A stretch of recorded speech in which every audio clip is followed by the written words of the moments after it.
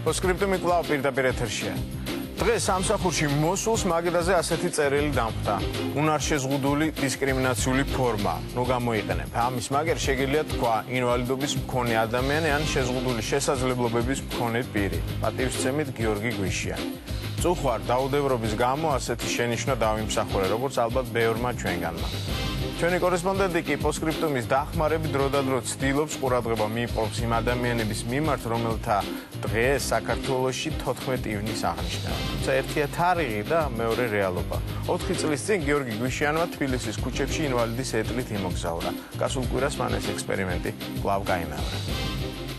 საღამოს სეანსზე გვინდა 4 ბილეთის დაჯავშნა. 4 ბილეთი გვარი თქვენი? ხატიაშვილი, ოღონდ ეტლებით ვართ 4-ვე. შეიძლება? მოსვლა. ეს თამი დამეულოდეთ, კი ბატონო, შეიძლება ეს თამი დამეულოდეთ?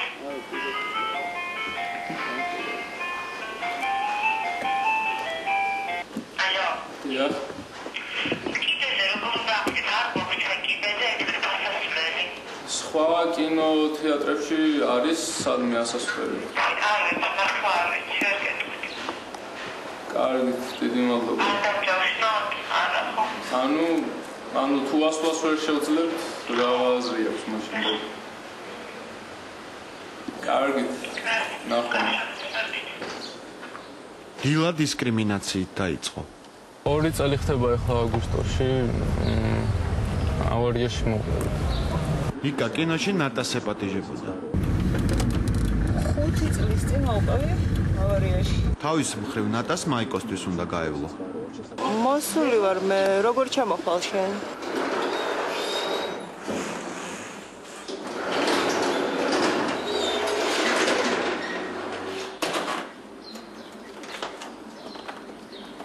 ჩემი არის ცერებრალური დამლასამშობლო და დაბადებიდან ვარ ესია. შეხვედრა რუსთაველის ძეგლთან იყო დაგეგმილი. მეორე პრობლემაც სწორედ აქ, მანქანის პარკირებისას შეიქმნა. სპეციალური საჭიროების მქონე ადამიანებისთვის განკუთვნილ სადგომზე ასეთი ადამიანი არ იდგა. ურჩმძღოლებს ცოტა გაუკვირდათ, ცოტაც იბუზღუნეს, მაგრამ საბოლოოდ პოზიციები დათმეს.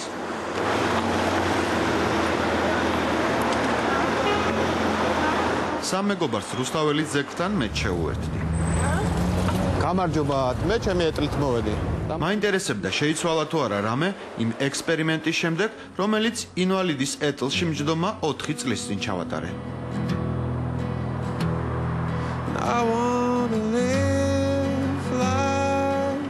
პირველი ცვლილება მალევე აღმოვაჩინე. მე მახსოვს რომ ადრე აქ პანდუსი არ იყო, მაგრამ ეხა არის. არ იყო, გააკეთეს როგორც იყო, მაგრამ დიდი პარკმა შემოხაზე არასდროს. არ გაითვალისწინა რომ აქ არის ჩამოსასვლელი რა.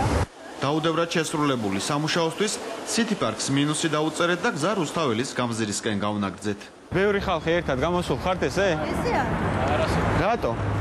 ხوار ფიქრობ. ქუჩას გეტავთ რატო? მე რა დავკეტოთ ცოტა ხანი ქუჩა რა უძოს. რატო არ გამოდიხარ? ხوار ფიქრობთ რომ თქვათ თქვენი აქტიურობა გარკვეულ შედეგებს მოიტანს რა? თუნდაც თქვათ ის რომ აი ეს ადამიანები ესე გაოცებული თვალებით რო იყურებიან 10 ჯერო დაგინახავენ შეიძლება ეგრე აღარ შემოგხედონ არა? ამ ხრივ კაია.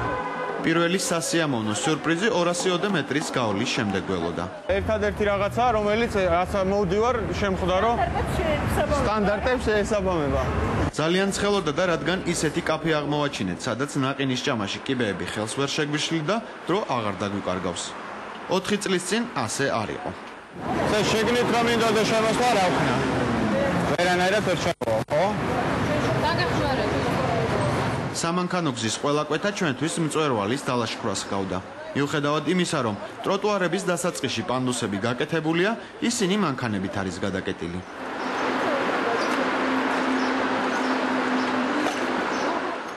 ცოტა ვიარეთ თუ ბევრი ერთ კიბეებიან მაღაზიას მივადექით, რომელსაც ჩვენ დაგასაკვირად პანდუსი ჰქონდა. ჩვენგან ყველაზე გამოცდილმა მისი გამოყენება სცადა. ეს ლამაზისთვის არის. ოპს. აჰა, ნელა. უშედეგო მცდელობის შემდეგ იქვე მდგომი თანამშრომლისგან გვინდოდა გაგვიგო რა დანიშნულება ჰქონდა ამ პანდუსს. ამას უნდა და ოდნავ დამრეცი, ოდნავ, სულ ოდნავ. და შეულებრივად შემოვიდოდი და არც თქვენი დახმარება არ დამჭირდებოდა და არც არაფერი.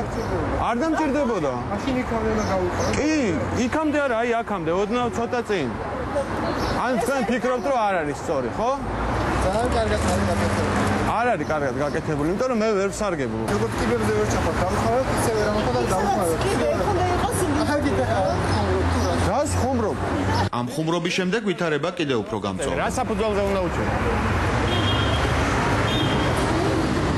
თქვენ შეგიძლიათ არა, გადაიღე. მე არა რა ადამიანურად მოვაბარაკები. გამოვძახ.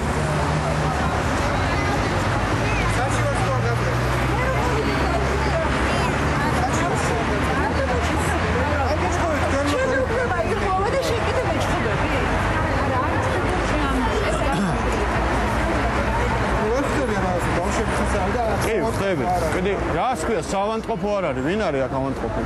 დაძაბული ვითარება მენეჯერთან საუბრის შემდეგ განიმუხტა. მე ადამიანს ვეუბნებოდი რომ თუ არის საშუალება, რომ როდესაც მომავლისთვის ასეთ ტიპის პანდუს გააკეთებთ, იყოს გათვალისწინებული იმ ადამიანების უფლებები, ვინც ინვალიდის ეტლით სარგებლობენ. ოდნავ დახრა უნდა, მეტი არაფერი, სულ ოდნავ უნდა დახრა. და იქნება სტანდარტი. ადამიანებს შეიძლება სულაც არ ჭირდებათ, რომ ვინმე ეხმარება მათ შესასრულებლად. ანუ შეუძლია ამ ადამიანს აქამდე თუ მოვედით, ესე იგი თქვენი დახმარება ხო არ გამოგვიყენებია, მოვახცეთ როგორღაც ხო აქამდე. всё. ძალიან კარგი, დიდი მადლობა. ავადმყოფები არა ვართ. ავადმყოფები არა ვართ. საავადმყოფოში არა ვართო, ნუ მეტყვი. ნუ რას დროს. ხო. სერიოზულად თქვენ ფიქრობთ, რომ არასერიოზული დაწესებულება ხართ? კარგად იყავით. იმის გამო რომ კინოში ვერ შევდიოდით, გადავწყვიტეთ ახლად გახსნილი მუზეუმი გვენახა. თუმცა რუსთაველის გამზირის გადაკვეთისას ავტომობილების მოძრაობის შეყოვნება დაგჭირდა. წამო, გაჩერდა მოძრაობა, წამო.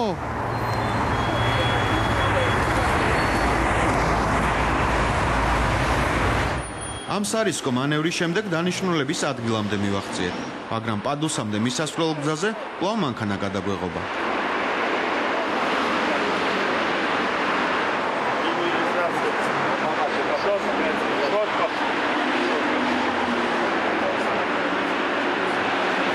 ახლად გარემონტებულ მუზეუმში ყველა სტანდარტი დაცულია. ჩვენ სხვათა დაუხმარებლად მინუს სართულზე საგანძურში ჩავედით და შემდეგ მესამე თუ მეოთხე სართულზე ოკუპაციის მუზეუმიც მოვინახულეთ.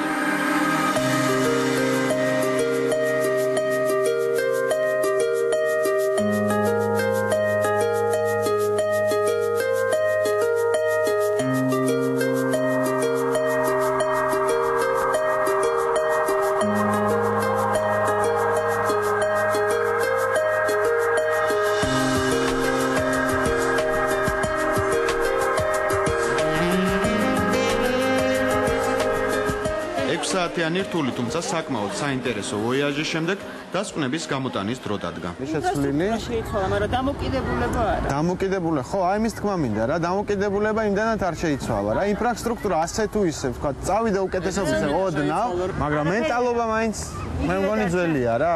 დღევანდელი დღე მე მგონი კარგი იყო და უკეთესი რომ იყოს. წავიდეთ ახლა და ბარში აღვნიშნოთ ინვალიდთა დაცვის დღე. კარგი? მედია ეს რეპორტაჟი დაგეხმარებათ ცოტათი მაინც თქვენი დამოკიდებულება შეცვალოთ. ახლა კი სულ სხვა თემა. დანტემ ქვესკნელზე თქვა, აქ შემომსვლელებო, ყველა იმედი გარეთ დატოვეთ. სოფლიოში არ მოიძებნება რელიგია, ფილოსოფოსი თუ მეცნიერი, რომლებსაც სიკვდილის ახსნა არ ეცადათ. მრავალი პასუხი გაგვიგონია, მაგრამ კითხვა კვლავაც ისმის და მეცნიერები იმეც არ კარგავენ, რომ მოდეს მე ახსნიან, რა ხდება ამ გარდაუვალ ზღვარს ეკით. დერეფნის ბოლო სინათლეს ვერავინ ავწდებით და ყველანი გავიგებთ რა არის შემდეგ. მაგრამ ის ცოდნა ჩვენსავით მიწამიყრილი უკვე აღარავის გამოადგება. ყველა ტრადიციული მეცნიერება ტრადიციულად მუდამ სიცოცხლეს სწავლობდა. მე-20 საუკუნის ბოლოს კი რამდენიმე მათგანი ერთად მივიდა ზღვრამდე, როდესაც ცოტა წინ გახედვათ შეძლო. იქით სადაც ჩვენს ცხოვრებას წერტილი თუ არა მრავალწერტილი ესმევა და ბიბლიური მარადიული სიხარულის ბიოქიმიურ საწყისს მიაგნო. უფრო გასაგებად რომ ვთქვათ, ცნობილი გვირაბის შესასრულს. უნეტარესი მდგომარეობის ის განცდა, რომელსაც გვირაბში გასვლასთან ერთად მიუთითებენ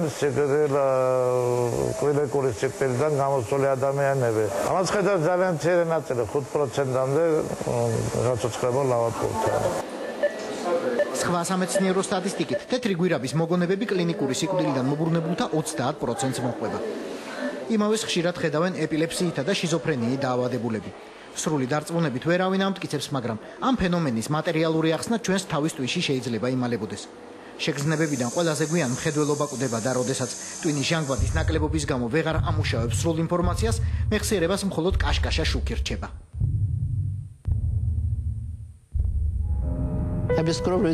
ტვინს სისხლის მიწოდება უწოდება. ტვინი ამას გვირაბად აღიქვამს, მაგრამ შემდეგ ყველაფერი ნათდება. სწორედ ეს სინათლე მაეჭვებს გვირაბის ბოლოს. ამის იქით ახსნა აღარ მაქვს. აქ მეცნიერული ახსნა მხოლოდ ასეთი შეიძლება იყოს. ყველა რაღაცას იგონებს, მაგრამ ბავშვებიც ხომ იგივეს ყვებიან. მათ კი აშკარად არ იციან რა და როგორ მოიტყვა. რეალურად მან ეს ტკივილი ვერ უნდა იგრძნოს, ყოველ შემთხვევაში ეს მცირე უნდა იყოს ეს ტკივილი, ყოველ შემთხვევაში ენდორფინების მოჭა სიჭარბის გამო მის ორგანიზმში უნდა იყოს ესეთი სასიამოვნო შეგრძნება გამომუშავებული. პირობას უდებ, რომ მეც სამეცნიერო ტერმინს დღეს აღარ ვახსენებ, მაგრამ ახლა ეს აშკარად ახსნას ითხოვს. მარტივად და გასაგებად. ენდორფინი ბედნიერების ნივთიერებაა, რომელსაც ჩვენი ორგანიზმი ფიზიკური ვარჯიშის, ციცაკიანის ჭამის, შეყვარებულობისა და სექსის დროს გამოყოფს. ყოველ შემთხვევაში გასული საუკუნის ბოლომდე ასე იყო ცნობილი. სანამ ქართველ მეცნიერთა ჯგუფმა 1985 წელს მარტივი ექსპერიმენტი ჩაატარა. მკვდარი თაგვის სისხლისგან მიღებულმა პრეპარატმა რამდენიმე წუთში სული გააფრთხობინა სრულიად ჯანსაღწროწუნას და ასე მრავალჯერ 17 წლის მანძილზე შენახვის შემდეგაც. დაავადება თვითონ პროვოცირებას უკეთებს გარკვეული ფაქტორების წარმოშობას ორგანიზმში, რომლებიც უკვე იწვევენ სიკვდილს. ეს ის ნივთიერებაა, რომელიც იწვევს სასიცოცხლო ფუნქციის აბსოლუტურ დადრგუნვას. ექსპერიმენტის შედეგი ქართველ მეცნიერთა დასკვნით ენდორფინებს ცელიანი სიკვდილის როლს აკისრებს. ბედნიერების ნივთიერება, როგორც ზურაბ ხელაძე ამტკიცებს, ჩვენს სხეულს სიკვდილს უადვილებს. დღეისათვის შექმნილია ამ ნივთიერების საწინააღმდეგო იმუნოგლობულინი და ანატოქსინი კონსტრუირებულია, დადასტურებულია მათი ეფექტურობა ექსპერიმენტული თერაპიის დროს. ამიტომ მათი გამოყენებით მომავალში შესაძლებელია ვივარაუდოთ, რომ ჩვენ შევძლებთ ვიმოქმედოთ ამ ნივთიერებაზე და შეძლებეთ და გვარად ვიმოხოთ გარკვეული პროგრესი სიცოცხლის განხორციელების საქმეში. ბედნიერების ნივთიერების დათრგუნვის ექსპერიმენტიც თაგვებზე ჩატარდა. ანტიტოქსინმა ცხოველი დაფიქსირებული სიკვდილიდან 15 წუთში გააცოცხლა. 15 წუთი არის მანძილი, რაც მეცნიერებამ დასაბამიდან 1000 წლეულების განმავლობაში გაიარა. ყოფნა არ ყოფნისა და ცოდნა არ ცოდნის ზღვარი დღეს იქ გადის, სადაც თავის ტვინი ითიშება. ეს ჩვენი მთავარი ძრავია, რომელსაც მანქანა ჯერ ვერ ენაცვლება.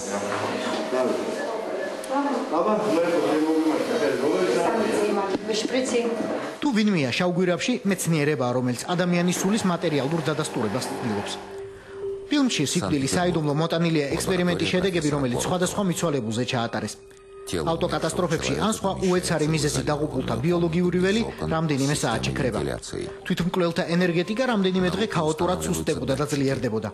ბუნებრივი სიკვდილით გარდაცვლილთა ველი კი ყოველთვის ერთნაირად იქცეოდა. ზუსტად იმ 3 დღის მანძილზე, რაც ქრისტიანობამ დაუწესა სულს სხეულთან გასაყრება. ამ ჯგუფში რხევები მხოლოდ 3 დღეს გრძელდება. ნელ-ნელა ყველაფერი იკლებს და საბოლოოდ ჩერდება. თანამედროვე მეცნიერება სულიერების კიდევ ერთ მატერიალისტურ მტკიცებულებამდე და სხეულზე სიყვარულის გავლენის გამოთვლამდე მივიდა.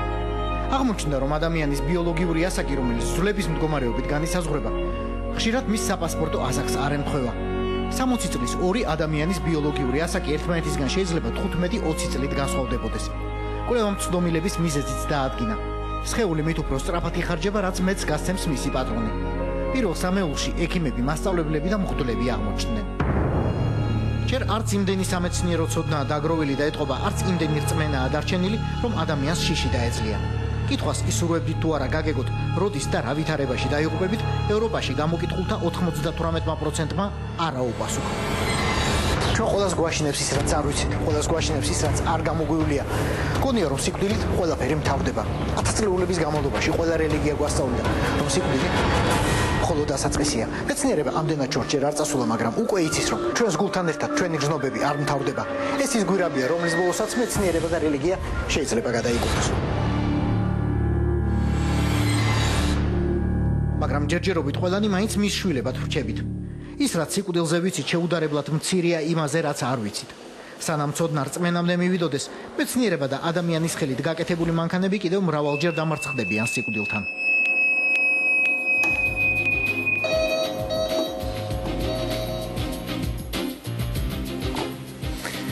თბილისში დღეს ზაფხულის ტურისტული სეზონის გახსნა აღნიშნეს. ერთი დეტალი წვიმდა. ჩვენი ზღვის კურორტებისათვის ეს ნამდვილი პრობლემა.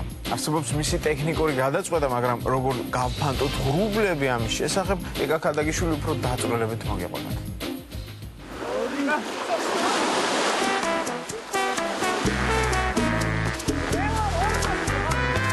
საზღვაო სეზონი რომ გაიხსნას, საჭიროა მზედა წყლის საკმარის ტემპერატურამდე დათბობა. ბათუმში წყალში უკვე 25 გრადუსია. სანაპიროზე ჯერ უფრო მეტი ბათუმელია ვიდრე ტურისტი. იმისთვის რომ სხვებმა ზღვისკენ თამამად გამომგზავრება გაბედონ, ერთი დამამშვიდებელი წინადადებაა საჭირო. ზაფხული იქნება მზიანი. ზღვის სეზონისთვის დამახასიათებელი დღისით მზედა ღამით წვიმა. აჭარელი მეტეოროლოგებისგან პროგნოზი დამამშვიდებელია. თუმცა სანაპიროდან რამდენიმე კილომეტრში მტირალას მთის თავზე მუდმივად ღრუბელია. მტირალას ეროვნული პარკი უნიკალურია იმით, რომ აქ ევროპაში ყველაზე მეტი ნალექი მოდის. სწორედ ეს მთაა ზაფხულშიც ხშირი წვიმის მიზეზი. და გვებადება მთავარი კითხვა: იწვიმებს თუ არა წელს აჭარაში? მაგრამ ქობულეთში დამსვენებლებს როგორც ჩანს, წელს ამაზე სანერვიულო არ ექნებათ, რადგან თურმე რამდენიმე ადამიანზე შეიძლება იყოს დამოკიდებული, იწვიმებს თუ არა წელს აჭარაში. ვეყოფა.